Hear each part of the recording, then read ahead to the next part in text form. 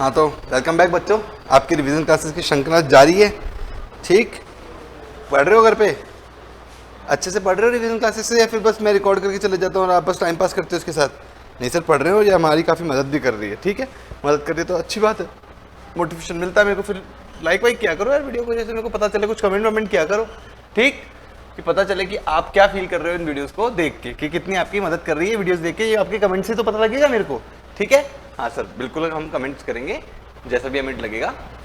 ठीक है, फीडबैक भी दे सकते हो कमेंट में, मेरे को कोई दिक्कत नहीं है। जैसा मैं काम कर रहा हूँ, जैसा मैं आपको पढ़ा रहा हूँ, वैसा आप कमेंट दे सकते हो, कोई दिक्कत नहीं है सर। मैं आपसे नहीं मांगूंगा कि यही कमेंट में लिखना, वही कमेंट में लिखना, जो आपकी मर्जी करे, जैसा आपको लगे कि सर जैसा पढ़ा रहे वैसा आप मेरे को फीडबैक दे दीजिएगा। ठीक है, हाँ सर। अब आज अपन कौन सा चैप्टर शुरू कर रहे हैं अपने रिवीजन की श्रृंखला में? अपन सर इनवॉइस चैप्टर आज स्टार्ट करने जा रहे हैं। Invoice sir very important document होता है। अपन ने सीखा था सेक्शन 16 में 12 कंडीशन में, जब आईटीसी बुक करने की 12 कंडीशन देखी थी, पहले इनवॉइस ही देखी थी। तो आपका इनवॉइस आज पढ़ने जा रहे हैं कि इनवॉइस इशू कब होता है, कौन करता है, और कैसे कैसे इसकी बाकी की कहानियां हैं। ठीक, तो 4 सेक्शन पढ़ेंगे बच्चों अपन। कौन कौन सा सेक्शन? 31, 32, 33 और 34, 31, 32, 33 और 34।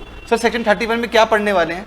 अरे बच्चों, सेक्शन 31 में क्या पढ़ने वाले हैं? Who, when, how to issue invoice, bill of supply and revise invoice etcetera.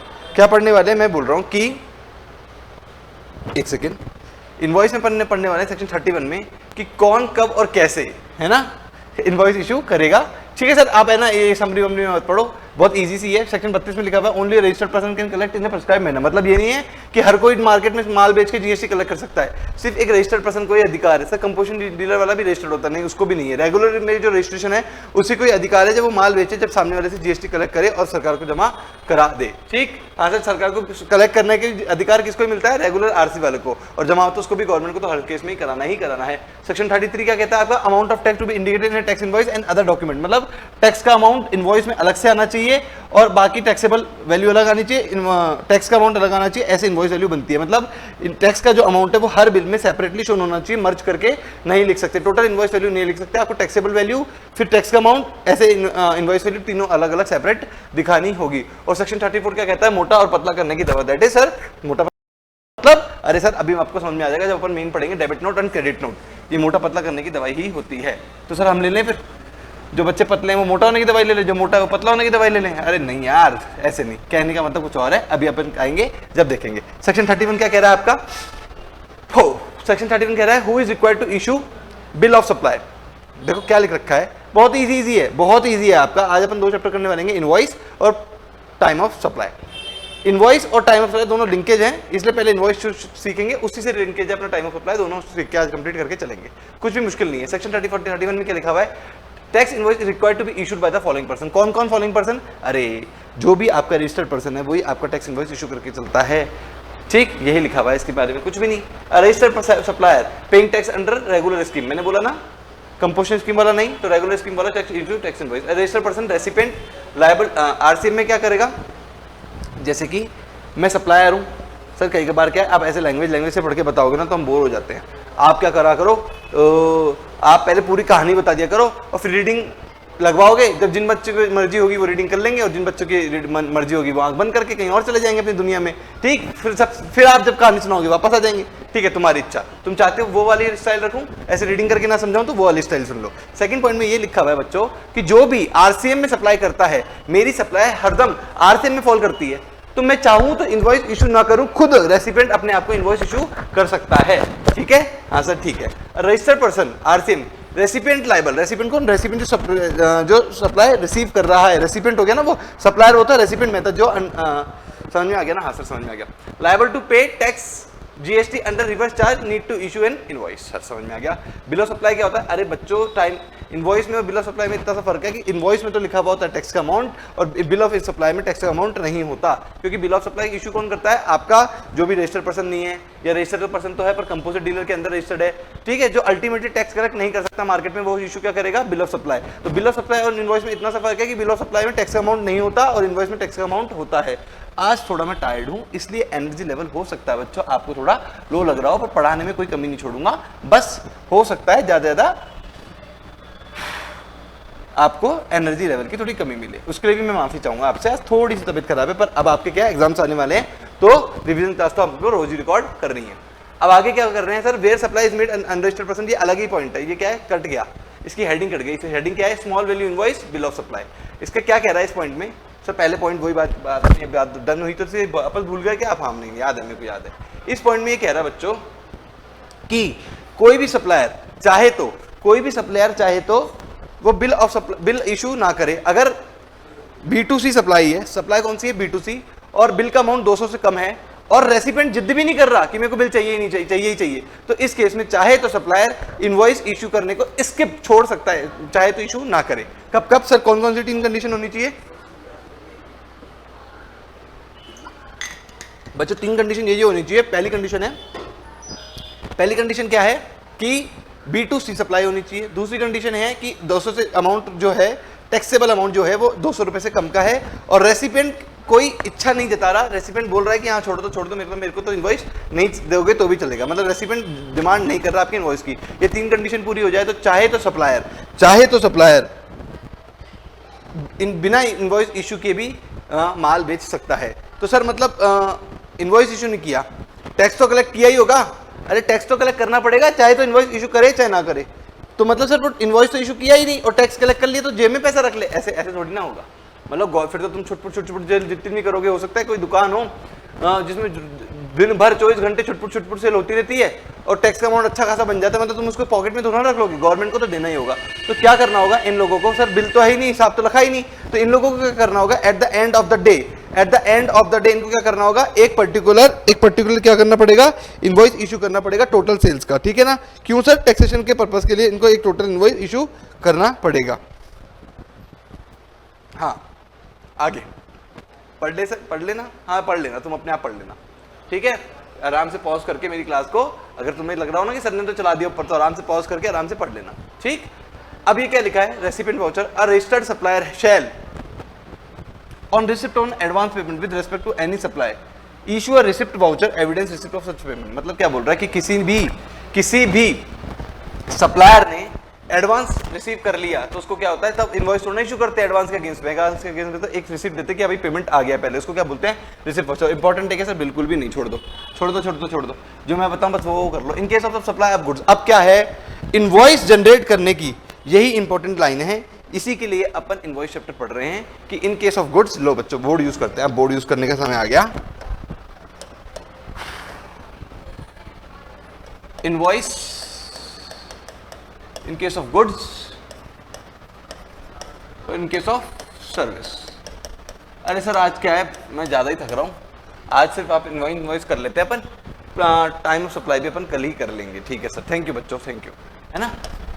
तो गुड्स के केस में और सर्विस के केस में, गुड्स के केस में last date of issue invoice की बात कर रहे हैं sir. Last date of issue invoice क्या आएगा गुड्स के केस में, बता दो सबसे पहले, सर्विस के बाद में करेंगे, पहले गुड्स का निपटा दो। तो देखो ऐसा है बच्चों कि गुड्स के केस में लास्ट डेट ऑफ इनवॉइस क्या आएगा, पहले देखना पड़ेगा कि गुड्स, देखो गुड्स क्या है, रिमूव होते हुए दिखाई देते हैं आपकी शॉप से एक दुकान से दूसरी दुकान पे अगर वो जाते हैं तो वो रिमूव होते हुए दिखाई बिल्कुल पड़ते हैं, नहीं पड़ते हैं? हाँ सर बिल्कुल रिमूव होते हुए दिखाई देते हैं। तो क्या करें, गुड्स का लिंकेज क्या कर देते हैं, गुड्स का लिंकेज कर देते हैं रिमूवल से। मतलब जब भी गुड्स अपनी ओनर की दुकान को छोड़ेगा, ओनर की जगह को छोड़ेगा, जब क्या हो जाएगा, last date of place issue of invoice हो जाएगा। मतलब कि अगर यहां पे आपसे बातचीत हुई कस्टमर से, है ना, यहां पे उसका पेमेंट आया, यहां पे आपने क्या किया, डिलीवरी दे दी, डिलीवरी देने के लिए गुड्स को बाहर निकाला अपनी शॉप से ट्रक में लोड कराने के लिए, ठीक है ना? ट्रक में लोड कराने के लिए आपने यहां पे,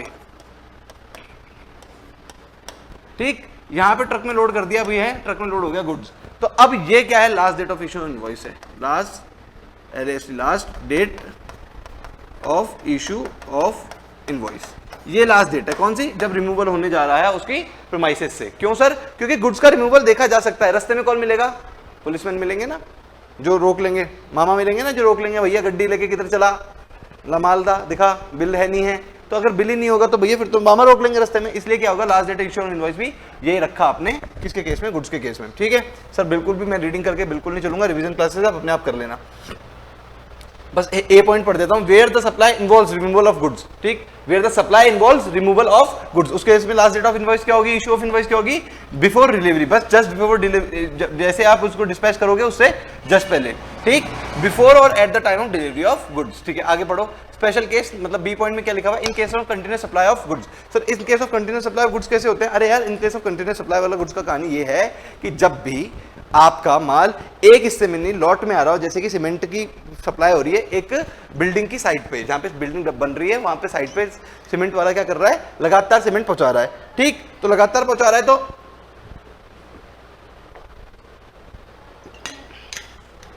हर कट्टे, जैसे इस बार में 10 कट्टे आए तो 10 कट्टे का इनवॉइस आ गया, ऐसा होता है क्या? फिर 50 कट्टे आए शाम को, फिर 50 कट्टे का इनवॉइस आ गया, फिर अगले दिन 3 बार सीमेंट आए तो 3 बार इनवॉइस आ गया, ऐसा होता है क्या? नहीं सर, ऐसा नहीं होता। कई बार क्या होता है, किसी साइट पे आपको लगातार इनवॉइस की जरूरत पड़ती है, लगातार माल की जरूरत पड़ती है, उसको क्या कहते हैं? कंटिन्यूअस सप्लाई ऑफ गुड्स कहते हैं। तो जब कंटिन्यूअस सप्लाई ऑफ गुड्स की कहानी आ जाए, जब इनवॉइस इशू करने की लास्ट डेट क्या है मेरे बच्चों? जब भी स्टेटमेंट एंड जब भी आप हिसाब किताब करने बैठोगे ना, अभी अब तक इतने सीमेंट के कट्टे आ गए, हिसाब करने बैठोगे ना, उसी दिन क्या हो जाएगा, आपका इनवॉइस जनरेट करने का टाइम आ जाएगा। व्हेन पीरियोडिक स्टेटमेंट, हिसाब का क्या बोल रहे हैं यहाँ पे? When periodic statement of accounts are given by the supplier, the invoice shall be issued on or before each statement is issued. मतलब जैसे ही हिसाब आ जाए वो तब तक। सर हिसाब करने से पहले पेमेंट कर दिया है ना, कई बार होता है ना कि सर इतना मोटा मोटी हमको ये तो पता ही है कि इतने की सीमेंट हमने खरीद ली, बिल्डर आदमी को इतना पता ही है मोटा मोटी कि मैंने इतने रुपए की सीमेंट खरीद ली और निकाल के लाख रुपए उसको दे दिए कि भैया हो सकता है 2-3 लाख रुपए की सीमेंट आई हो, कि पक्का पता है 1 लाख रुपए की तो सीमेंट आई है, तो 1 लाख रुपए निकाल के दे दिए। तो अगर पेमेंट पहले कर दिया हिसाब होने से पहले, तो जब भी पेमेंट कर रहा है जब क्या करनी पड़ेगी आपको? इनवॉइस इशू करना पड़ेगा। देखो, the invoice shall be issued on or before each payment is received. ठीक है सर, ठीक है।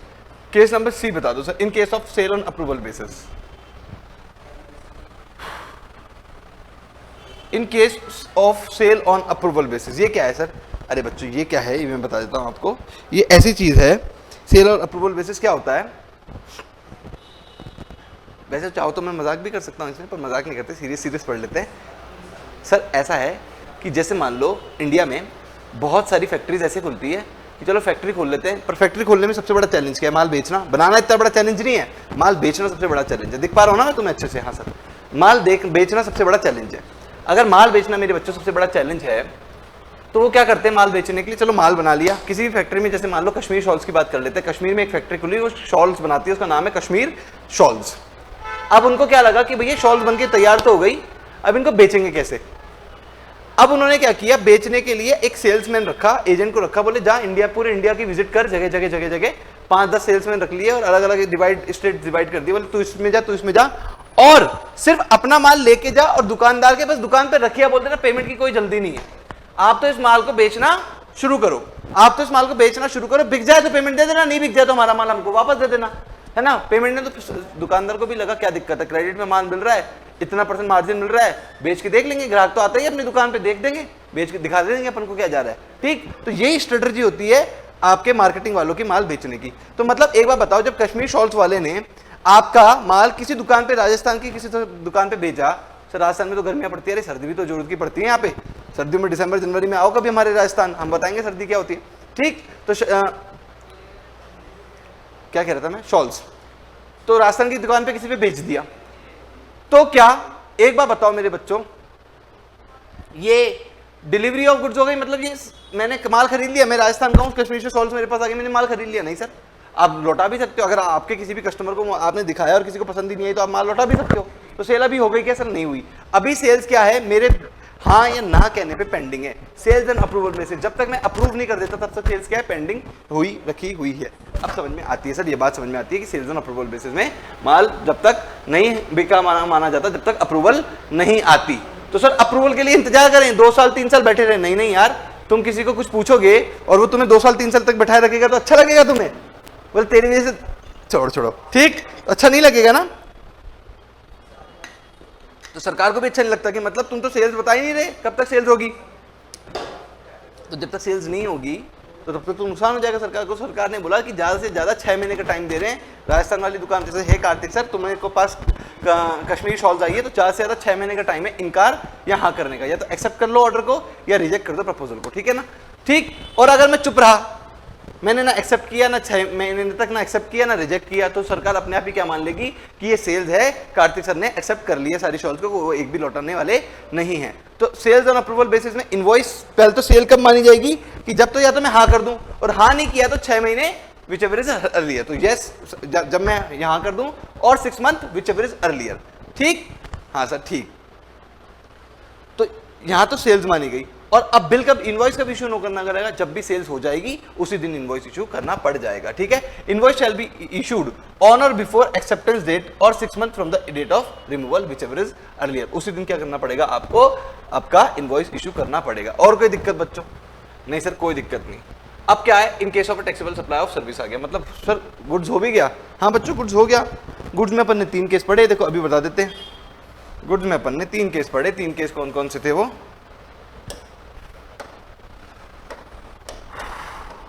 गुड्स में अपन ने 3 केस कौन से पढ़े? एक तो था जब डिलीवरी से लिंक्ड हो, ठीक। दूसरा केस कौन सा था डिलीवरी के बाद अपना? और तीसरा, दूसरा और तीसरा। दूसरा क्या था अपना? जब भी, तीसरा था सेल्स ऑन अप्रूवल बेसिस। दूसरा सब भूल रहे हो क्या? हाँ भूल रहा हूँ, कोई बात नहीं, मेरे को याद आ जाएगा। एक बार क्या स्लिप हो जाता है दिमाग से, भूला हुआ कुछ नहीं है। Sales on approval basis. दूसरा क्या है आपका? जब कंटिन्यूस सप्लाई ऑफ गुड्स हो। याद आ गया ना, तुमने थोड़ी ना दिलाया याद। कंटिन्यूस सप्लाई ऑफ गुड्स, ये 3 केसेस हैं सर। इसमें बिफोर डिलीवरी, इसमें जब भी हिसाब आ जाए, या पेमेंट के केस में पेमेंट पहले आ जाए तो पेमेंट के जब आ जाएगा जब इनवॉइस इशू करेंगे। सेल्स ऑन अप्रूवल बेसिस में यस कहने तक या 6 month which ever is earlier basis पे आपको इनवॉइस इशू करना है। सर अब सर्विस का केस पढ़ा दो। हाँ सर्विस का क्या है? सर्विस कंप्लीशन से 30, और बैंकिंग और इंश्योरेंस कंपनी के केस में 45 दिन तक। सर्विस कंप्लीट हो गई जिस दिन से 30 या 45 दिन तक के अंदर आपको क्या करना पड़ेगा? इनवॉइस इशू करना पड़ेगा। मतलब सर गुड्स का तो इतना 3 पॉइंट है, सर्विस का इतना इजी नहीं यार, सर्विस का में भी कुछ ना कुछ पॉइंट है, ये तो जनरल पॉइंट है। ठीक, अभी कंटिन्यूस सप्लाई ऑफ सर्विस भी आएगा, जैसे कंटिन्यूस सप्लाई ऑफ गुड्स आया था ना, वैसे कंटिन्यूस सप्लाई ऑफ सर्विस भी आएगा। पर अगर नॉर्मल सर्विस है तो सर्विस के केस में क्या माना जाएगा? 30 डेज और 45 days which ever is earlier. समझ में आता है? हाँ सर, हाँ सर समझ में आता है। सर अगर आपकी ये सर्विस कौन सी होगी? कंटिन्यूस सप्लाई ऑफ सर्विस होगी, तो क्या? ये नहीं देखो, ए केस तो क्या था आपका? General provision. और बी केस क्या है आपका? इन case of continuous supply of service. Continuous supply of service में 3 केसेस हैं। एक तो है पेमेंट से ड्यू, पता है पेमेंट असर्टेनेबल है। देखो क्या लिखा हुआ है, where the due date of payment is ascertainable. Ascertainable मतलब पता लगाया जा सकता है कि पेमेंट की ड्यू डेट कब आने वाली है। पेमेंट की ड्यू डेट कब आने वाली है पता लगाया जा सकता है। अगर पता लगाया जा सकता है तो the invoice shall be issued on or before the due date of payment. मतलब ड्यू डेट जब भी है, इन सर्विस कंप्लीशन के केस में ड्यू डेट जब भी है, उससे पहले आप क्या कर सकते हो? उससे पहले पे क्या कर सकते हो? आप इनवॉइस जनरेट कर सकते हो, क्योंकि आपको ड्यू डेट पता है। ड्यू डेट पता है कंटिन्यूस सप्लाई से पहले। तो कंटिन्यूस सप्लाई जो भी 3 महीने से ज्यादा चलती है उसको क्या मानते हैं? कंटिन्यूस सप्लाई ऑफ सर्विस मानते हैं। जैसे कि अगर कोचिंग क्लासेस मैंने शुरू करी है तो 2 दिन में, 3 दिन में, 50 दिन में तो खत्म हो नहीं जाएगी। ठीक, एक लंबा टाइम पीरियड लगेगा। तो जो भी जैसे महीने लग जाते हैं, गार्ड की सर्विस है, टेलीफोन की सर्विस है, ब्रॉडबैंड की सर्विस है, ये लगातार चलती ही तो रहती हैं। इनको क्या माना जाता है? कंटिन्यूस सप्लाई ऑफ सर्विस माना जाता है। तो कंटिन्यूस सप्लाई ऑफ सर्विस के केस में अगर पता हो कि पेमेंट जब ड्यू है उस दिन, जैसे कि मान लो मैंने तुम्हें पढ़ाना शुरू किया, ये कंटिन्यूस सप्लाई ऑफ सर्विस है, मैंने बोला 1 महीने बाद तो तुम्हें सबको पेमेंट करना ही करना पड़ेगा। तो जैसे अगर 1 मार्च से अपन ने क्लासेस शुरू करी तो 1 अप्रैल तक तुम्हें पेमेंट करना ही है। तो ड्यू डेट ऑफ पेमेंट क्या है? 1 अप्रैल। तो 1 अप्रैल से पहले मेरे को, सर को, आप सबको क्या करने पड़ेंगे? इनवॉइस इशू करना पड़ेगा। तो अगर ड्यू डेट मालूम है पेमेंट की तो ऑन और बिफोर, ऑन मतलब 1 अप्रैल को भी कर सकता हूं और बिफोर तो कर ही सकता हूं। On or before due date of payment. ठीक है, पर अगर मेरे को पेमेंट की डेट असर्टेनेबल नहीं है, where the due date of payment is not ascertainable, पता ही नहीं लगाया जा सकती, फिर क्या करेंगे? जब भी पेमेंट रिसीव हो रहा होगा जब करेंगे। The invoice shall be issued before or at time when supplier of services received payment. जब मेरे को पेमेंट मिल जाएगा, जब पता हो जाएगा कि भैया सर्विस हो गई है, मतलब कुछ ना कुछ पेमेंट आ गया है, तो उस दिन जितना जब पेमेंट आ गया उसी दिन क्या करना पड़ेगा? इनवॉइस इशू करना पड़ेगा। सर ना पेमेंट, आपकी जो सर्विस है ना इस बार वो किसी इवेंट से लिंक्ड है। मतलब कि जैसे कि इन केस ऑफ कंस्ट्रक्शन सर्विसेज क्या होता है बच्चों? इन केस ऑफ कंस्ट्रक्शन सर्विसेज क्या होता है? जब भी सर्विस हो रही होती है ना, जब भी सर्विस बन रही होती है ना, जब भी सर्विस दी जा रही होती है, तो जैसे आपने ठेकेदार को कॉन्ट्रैक्ट दिया कि ठेकेदार मेरा घर बना दे, तो ठेकेदार बोलेगा कितने 50 लाख में बना दूंगा। कितने में बनाएगा? उसने बोला 50 लाख में बना दूंगा। आपने बार्गेन करके 45 लाख में अमाउंट सेट करवा लिया।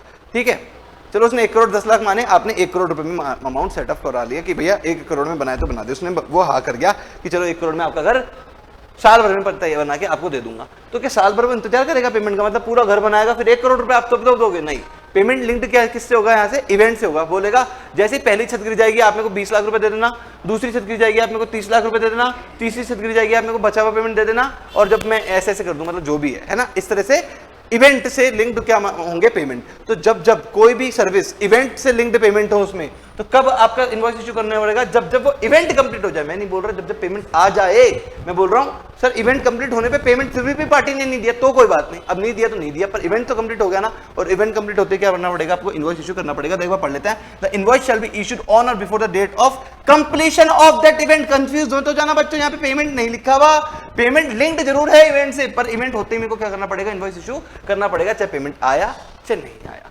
Sir continuous supply of service भी आ गया, अब कुछ बचा है क्या? अरे बचा तो बहुत कम कमी है इसमें। इनवॉइस चैप्टर में थोड़ा सा सर जल्दी से कर दूंगा। देखो सेक्शन 34 भी आ गया, है ही कितना? अरे है ही कितना सर, तब भी आप एक इनवॉइस चैप्टर पढ़ा के आज चले जाओगे यार। बच्चों कभी कभी तो मेरी भी सुना करो तुम।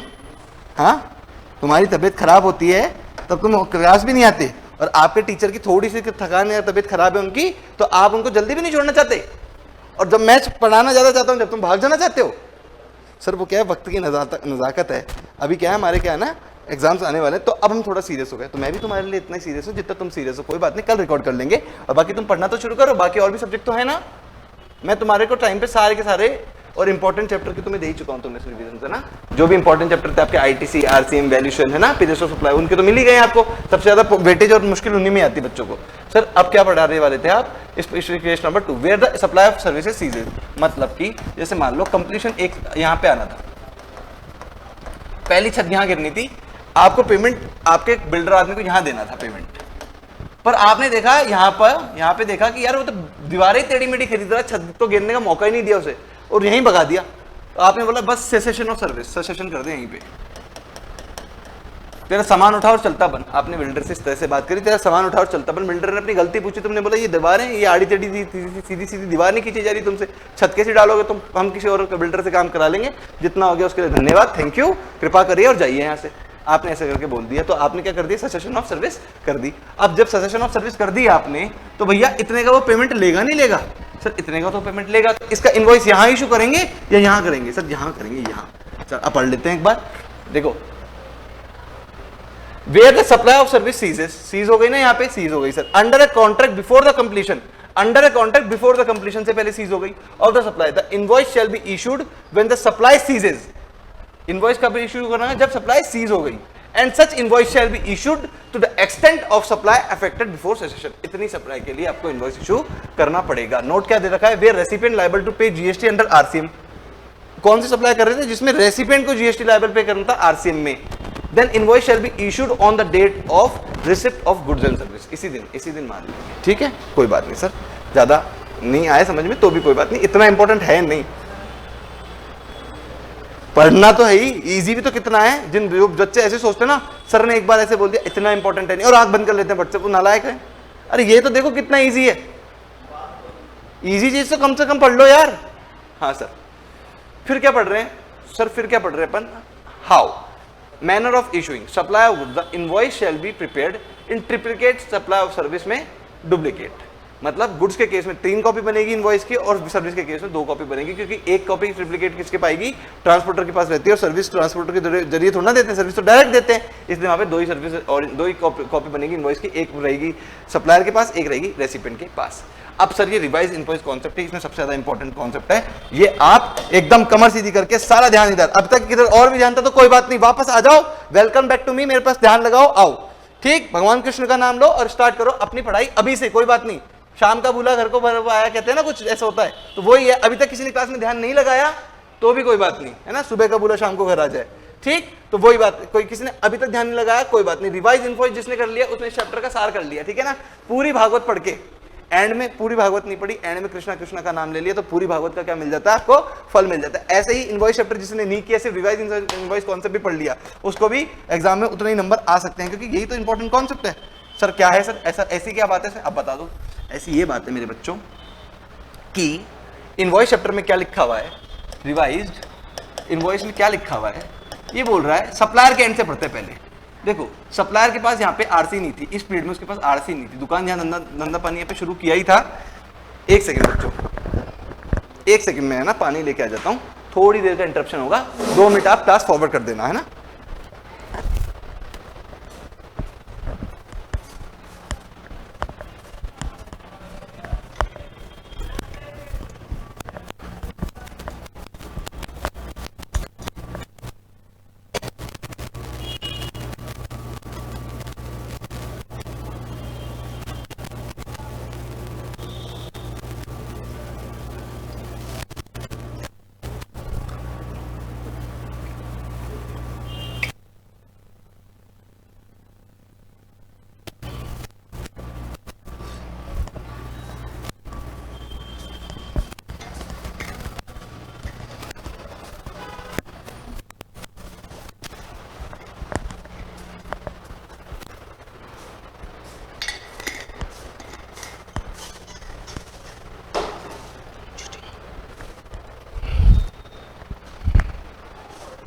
हाँ तो बच्चों कहाँ थे अपन?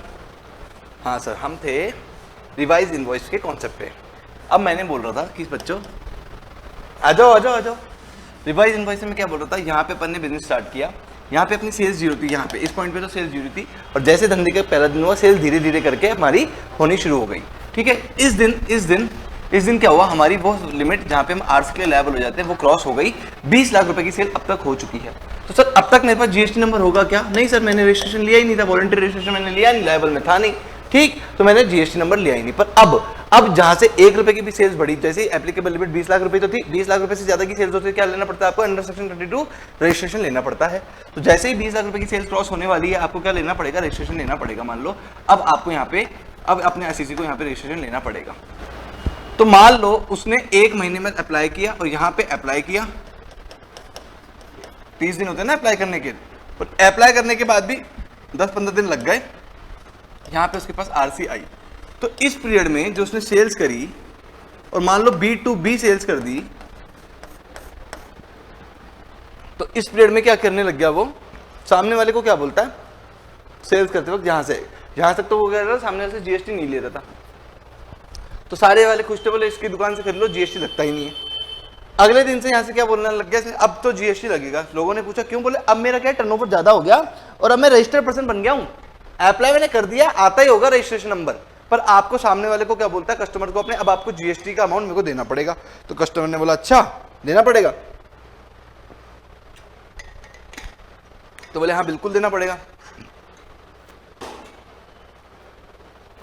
तो B2B वाली थी ना, B2C होता तो कोई दिक्कत नहीं था, ये B2C होता तो कोई दिक्कत नहीं था। सर इसमें क्या दिक्कत है और इसमें क्यों दिक्कत नहीं है? अरे B2C वाले होते हैं, जैसे मान लो मेरे पास जीएसटी नंबर नहीं है, अभी आया थोड़ी ना इस पीरियड में, जीएसटी नंबर के लिए अप्लाई कर दिया पर आया नहीं, और तुम B2C वाले हो, और ये यहाँ पे कुछ बच्चे बैठे हैं वो B2B वाले।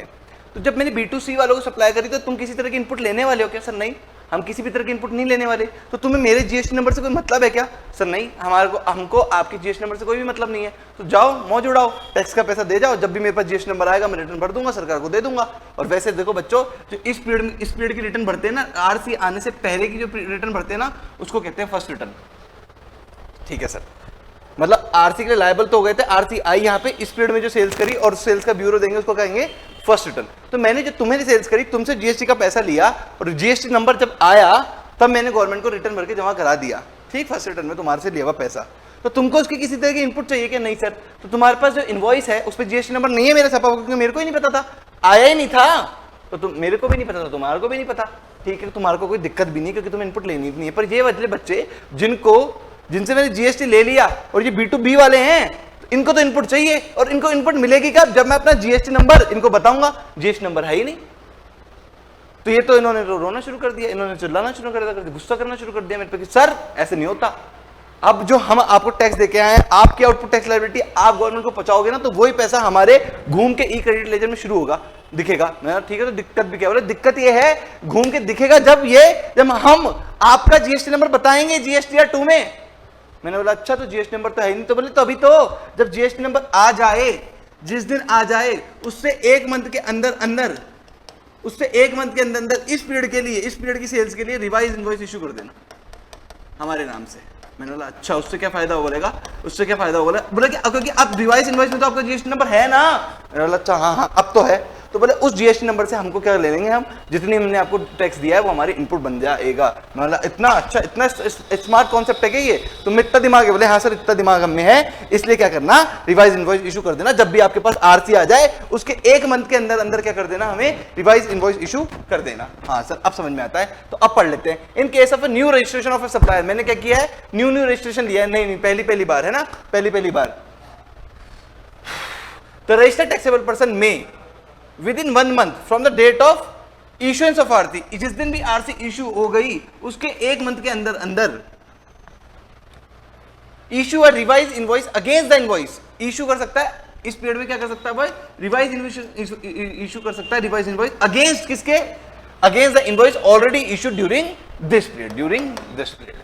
सर वाओ, क्या ऐसे तोड़ के समझाया ना, तो हमें लैंग्वेज पढ़ना आ गया और आपने एक बता दिया। वैसे हम खुद भी इंटरप्रेट करना जानते हैं, लैंग्वेज को इतना तो समझ जा देते हो ना आप, जब तो हम लैंग्वेज इंटरप्रेट करके कनेक्ट कर लेते हैं। हाँ यही बात कह रही है लैंग्वेज, कर लेते हो ना? हाँ सर कर लेते हैं।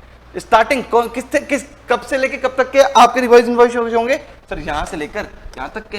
तो देखो starting from the effective date of registration, effective date of registration ये है, ठीक, till the date of issuance of RC issue यहां हुई है, ठीक है? हाँ सर ठीक है।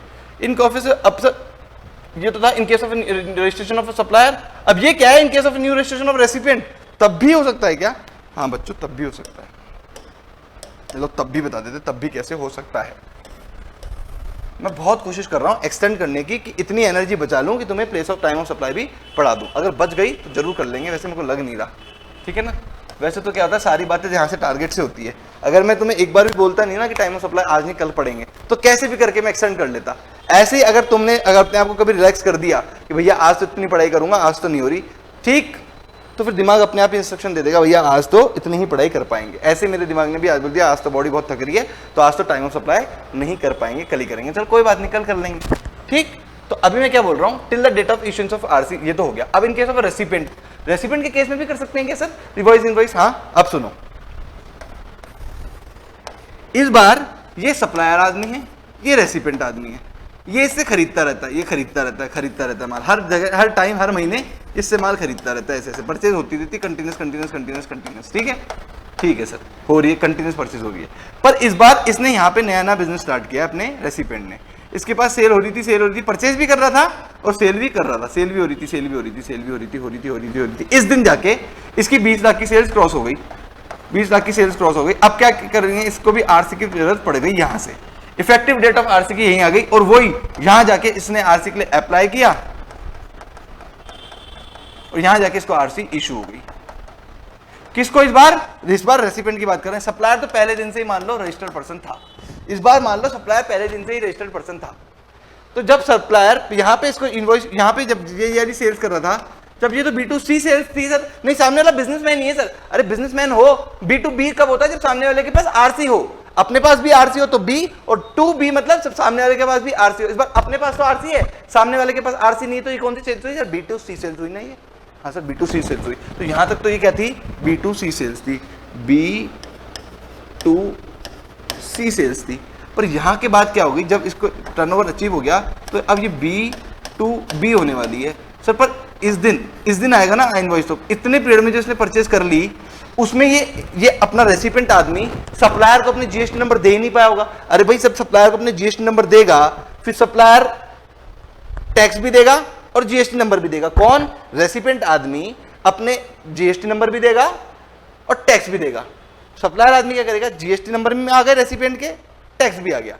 अब रिटर्न पे जाएगा, पोर्टल पे जाएगा, रिटर्न भरेगा B2B रिटर्न वाली, और बोलेगा इससे जीएसटी नंबर आ गया ना, जीएसटी नंबर ये है और टैक्स ये है, ले लो। और वो टैक्स पोर्टल क्या करेगा? जीएसटी नंबर पता है किससे आया है, तो उसके उस जीएसटी नंबर को ट्रेस करते हुए क्या करेगा? रेसिपिएंट के इनपुट में चढ़ा देगा। ऐसे ही होता है ना? हाँ बच्चों ऐसे ही होता है। हाँ सर हमें भी पता है ऐसे ही होता है। पर इस बार क्या है, इस पीरियड के लिए इसके पास, इसने टैक्स तो दे दिया मेरे को, टैक्स तो लगातार दे रहा है, पर इस पीरियड के लिए इसने टैक्स तो दिया ना, पर जीएसटी नंबर नहीं दिया। मैंने बोला जीएसटी नंबर भी दे दे, अब तो तू रजिस्टर्ड सप्लायर है। बोले सर रजिस्टर्ड सप्लायर तो, पर अभी रजिस्ट्रेशन नंबर आया नहीं है। मैं धत तेरी की, कोई बात नहीं, फिर मैं तो B2C सप्लाई कर देता हूँ। बोलता कैसे B2C सप्लाई कैसे? अब नहीं B2C, अब तो B2B है। तो मैंने बोला फिर जीएसटी नंबर दे दे। बोले अभी नहीं है, आएगा। जब आएगा ना, तब आप क्या करना, जब मेरे पास आए उसके 1 मंथ के अंदर अंदर मेरे को क्या करना, आप जब भी मेरे पास जीएसटी नंबर आए और इस पीरियड के लिए क्या कर देना, मेरे को रिवाइज इशू कर देना। देखो अब क्या कर रखा है, in case of new registration of recipient the registered taxable person may issue a consolidated revised invoice in respect of all the taxable supplies made to a recipient who is not registered under the act during such period. समझ में आ गया sir? Debit note और credit note समझा दो और इसी के 4 चैप्टर करो खत्म, क्लास करो आज की खत्म। अरे sir debit note credit note तो बहुत ही आसान है। डेबिट नोट क्रेडिट नोट क्या होता है? अगर तुमने उधार में माल बेचा, मेरे प्यारे बच्चों, उधार में अगर तुमने माल बेचा तो एंट्री क्या होती है? 11वीं क्लास की मैडम ने क्या सिखाया तुम्हें?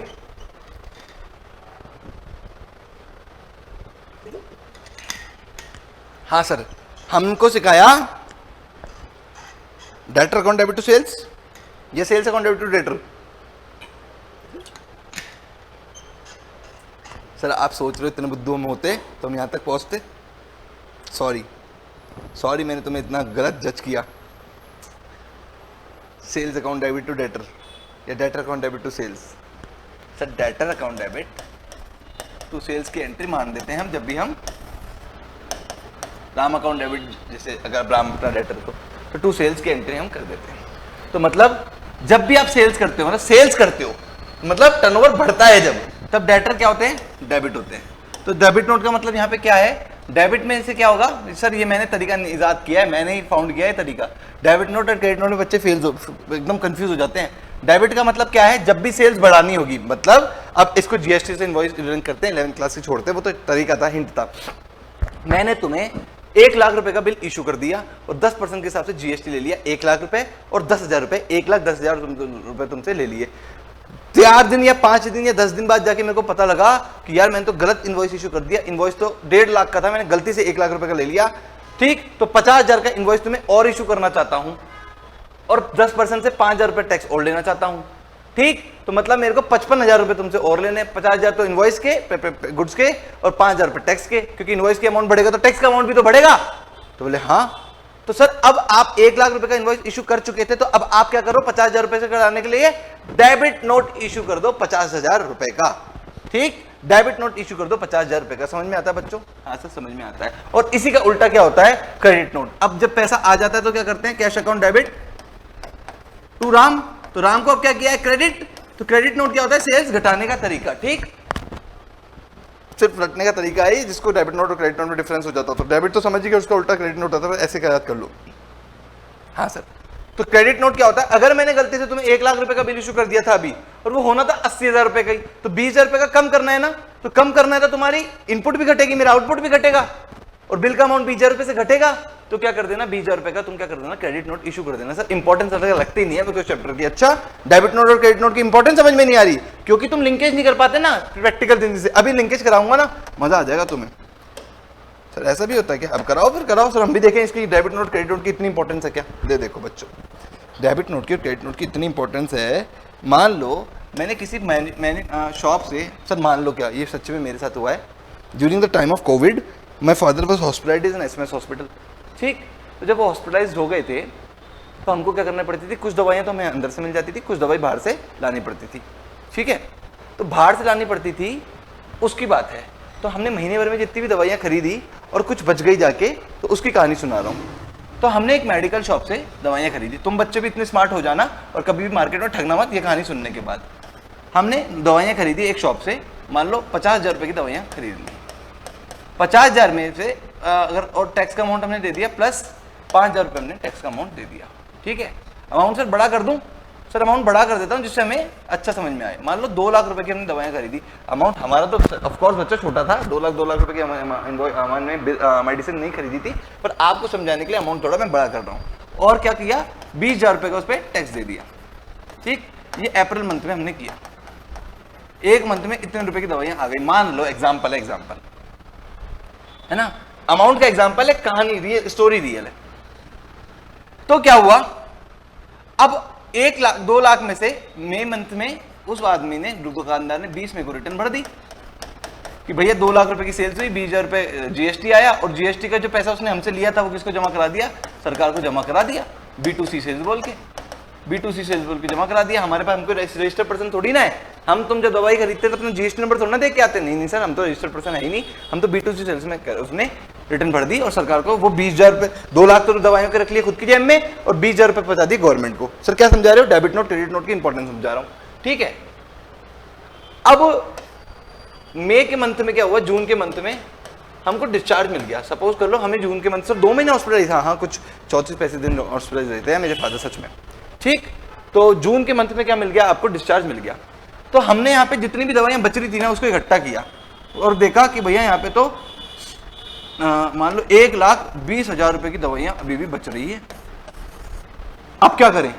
तो हम गए इसको रिटर्न देने कि भैया तेरी दवाइयाँ रख ले। तो वैसे रूल ही है कि जो भी अनयूज्ड दवाइयाँ होगी वो आपके शॉप, मेडिकल शॉप वाले वापस ले लेंगे और आपका अमाउंट वापस कर देंगे, ठीक। तो उसने 1,20,000 रुपए निकाल के हमको देना शुरू कर दिए। 1,20,000 रुपए निकाल के उसने देना शुरू कर दिया। हमने बोला भाई हमने 20,000 रुपए टैक्स के भी दिए थे, 2 लाख की सेल्स पे 20,000 की टैक्स दिया था हमने 2 लाख की सेल्स पे, ठीक है। तो अब 1.2 पे जितना भी होगा उतना हमें वापस कर दे, ठीक है ना। 12,000 रुपए, 12,000 रुपए तुम्हें टैक्स के भी तो वापस कर, 1,20,000 नहीं 12,000 रुपए भी वापस कर। उसने बोला ये तो वापस नहीं दूंगा, ये 12,000 रुपए तो वापस नहीं दूंगा। हमने बोला क्यों? बोलेगा मैंने है ना 20 तारीख को है ना 20 तारीख को सारा का सारा टैक्स कितना 20,000 रुपए है ना गवर्नमेंट को जमा करा दिया है, तो ये 12,000 मेरे पास है ही नहीं, मैं तो तुम्हें नहीं दूंगा वापस। कितने बच्चों को ये लगता है कि हाँ भाई दुकानदार सही कह रहा है? अच्छा सभी बच्चों को लगता है दुकानदार सही कह रहा है? नहीं बच्चों, दुकानदार गलत कह रहा है, ये ठगाई का तरीका है। और नॉर्मल पब्लिक, नॉर्मल जनता को भी ऐसे लगता है कि दुकानदार सही कह रहा है कि भैया जीएसटी बोल कर डरा देते हैं। वो बोले जीएसटी का जो पैसा दिया था ना वो तो टैक्स का पैसा था, वो तो सरकार को जमा भी हो चुका, वो मैं कहाँ से ला के दूं तुम्हें? वो ऐसे बोल के तुम्हें डरा देता है, पर एक्चुअल में पता है वो अपने एंड पे क्या करने वाला है? अब वो अपने एंड पे क्या करने वाला है? एक क्रेडिट नोट इशू करने वाला है। सर क्रेडिट नोट क्यों? अरे इस बार बिल का अमाउंट 2 लाख का थोड़ी ना था, 2 लाख माइनस 1,20,000 80,000 का ही तो था। तो 1,20,000 से बिल का अमाउंट घटाना है ना, तो एक क्रेडिट नोट इशू करता है 1.20 लाख रुपए का, और तुम्हें 1,20,000 रुपए का पेमेंट दिखा देगा और बोल देगा इतने की सेल्स रिटर्न हो गई है, ये क्रेडिट नोट आ गया है, और गवर्नमेंट से आपके 12,000 रुपए भी वापस ले लेगा। इसलिए तू बोल देना, तुम अगर तुमको ऐसा बोल के ठगे वो, तो तुम बोल देना भैया क्रेडिट नोट इशू करो, तुमको तुम्हारे 12,000 का रिफंड मिल जाएगा। हमें सब पता है, हमें हमारे पूरे 1,20,000 ये और 12,000 रुपए जो टैक्स के हमने दिए थे वो पूरे के पूरे वापस चाहिए। ये है डेबिट नोट और क्रेडिट नोट की इंपॉर्टेंस, ठीक। ऐसे चलता है मार्केट में सीन। तो तुम उसकी बातों में मत आ जाना कि वो तो गवर्नमेंट को जमा करा दिया। हाँ सर, अब तक तो क्या पता, हम ये पढ़ने के बाद भी रिलेट कर पाते नहीं कर पाते, और हो सकता है हम बुद्धू बन के आ जाते, पर हम इस चीज को अब रिलेट करना सीख गए हैं। अब तो प्रॉमिस सर, वादा रहा आपसे, अब कभी भी मार्केट में हम ठग के नहीं आएंगे। तो sir last date of invoice भी डेबिट नोट क्रेडिट नोट पढ़ लें। सर डेबिट नोट में सरकार को फायदा है या नुकसान? अरे सर डेबिट नोट में तो सरकार को फायदा ही फायदा है मेरे बच्चों। सेल्स बढ़ेगी तो टैक्स बढ़ेगा, टैक्स बढ़ेगा तो सरकार की जेब गर्म होगी, है ना। इसलिए डेबिट नोट इशू करने की कोई लास्ट डेट रखी नहीं सरकार ने, पर क्रेडिट नोट जब भी आता है सरकार को टैक्स का नुकसान हो जाता है। एक्चुअली जो पैसा सरकार की जेब में आ जाता है वो भी वापस देना पड़ जाता है क्रेडिट नोट से। इसलिए सरकार ने क्या किया, क्रेडिट नोट की एक लास्ट डेट रखी, जो भी फाइनेंशियल ईयर है, जैसे कि अभी 22 और 23 खत्म हुआ है, तो सितंबर इस मंथ की, इस ईयर की क्रेडिट नोट इशू करने की लास्ट डेट क्या है? सितंबर, मतलब अगले महीने की 20 तारीख तक, 20 अक्टूबर, ये लास्ट डेट है किसकी? क्रेडिट नोट इशू करने की। Last date of issue of debit note है क्या सर? डेबिट नोट की कोई भी लास्ट डेट नहीं है, ठीक है बच्चों। हाँ सर ठीक है, समझ में आ गया। इसी के साथ अपना इनवॉइस चैप्टर खत्म होता है और कल करेंगे अपनापन टाइम ऑफ सप्लाई। सर छोटे मोटे चैप्टर अभी भी इनवॉइस में, छोटी मोटी चीजें अभी भी बची हैं सर। क्या है वो? अरे मैं बता दूं, वो इतनी छोटी मोटी चीजें हैं कि इनपुट सर्विस डिस्ट्रीब्यूटर क्या होता है, गुड्स ट्रांसपोर्ट एजेंसी क्या होती है, तो तुम्हें सब पता ही है, ठीक है ना। तो गुड ट्रांसपोर्ट एजेंसी की इसमें बिल क्या होता है? वही बिल्टी या कंसाइनमेंट नोट, वो जो इशू करता है, ठीक। पैसेंजर ट्रांसपोर्ट सर्विस में वो टिकट जो इनवॉइस जो इशू करता है ना आपको, टिकट किराए का, ठीक, वही क्या होता है। जैसे मान लो आपको एयर इंडिया का टिकट ही क्या है? उसका इनवॉइस है। सिनेमा का थिएटर देखने गए तो जो टिकट लिया वही क्या है? उसका इनवॉइस है। बस ये कंटिन्यूअस सप्लाई ऑफ गुड्स की डेफिनेशन है, कंटिन्यूअस सप्लाई ऑफ सर्विस की डेफिनेशन है। और ये इनवॉइस कॉन्सेप्ट इतना इंपॉर्टेंट नहीं है, तुम अभी से भूल जाओ। असर नहीं भूल सकते तो कोई बात नहीं, मैं प्लेस ऑफ सप्लाई जब करो, टाइम ऑफ सप्लाई पे कल कराऊंगा, जब ई इनवॉइस कॉन्सेप्ट भी पढ़ा दूंगा, ठीक है सर, ठीक है। और इंपॉर्टेंट होता तो मैं क्लास कवर करा ही देता यार, ठीक है, ठीक है बच्चों। वैसे प्रैक्टिकल जिंदगी में तो इंपॉर्टेंट है। अभी एग्जाम्स की प्रिपरेशन कर रहे हैं ना, प्रैक्टिकल जिंदगी में रेगुलर क्लास में तो पढ़ाता ही हूँ, अभी तो रिवीजन में तो क्या पढ़ाएंगे? देखो जब मैं मेन क्लासेस लेता हूँ, पूरा कोर्स कराता हूँ, जब मेरा इंटेंशन बिल्कुल भी नहीं होता कि बच्चों को जीएसटी कंप्लीट करानी है, कोर्स कंप्लीट कराना है, जब मेरा इंटेंशन ही दूसरा होता है कि बच्चों को सिखाना है कि मार्केट में क्या क्या होता है, कि जीएसटी की दुनिया में क्या क्या लिखा हुआ है, हर एक बारीक से बारीक चीज बतानी है। अब मेरा इंटेंशन क्या है कि तुम्हें पास कराना है, रिवीजन में जो जो इंपॉर्टेंट चैप्टर एग्जाम में आ सकते हैं वो कराने हैं, ठीक है ना? ठीक है सर, तो इनका ऑब्जेक्टिव बदल जाता है ना रिवीजन क्लासेस का बच्चों, ठीक है सर, हमें समझ में आ गया। कल शुरू करते हैं टाइम ऑफ सप्लाई, आज की क्लास करते हैं बाय, विराम देते हैं यहीं पे। तो आज के लिए बाय बाय बच्चों, बाय।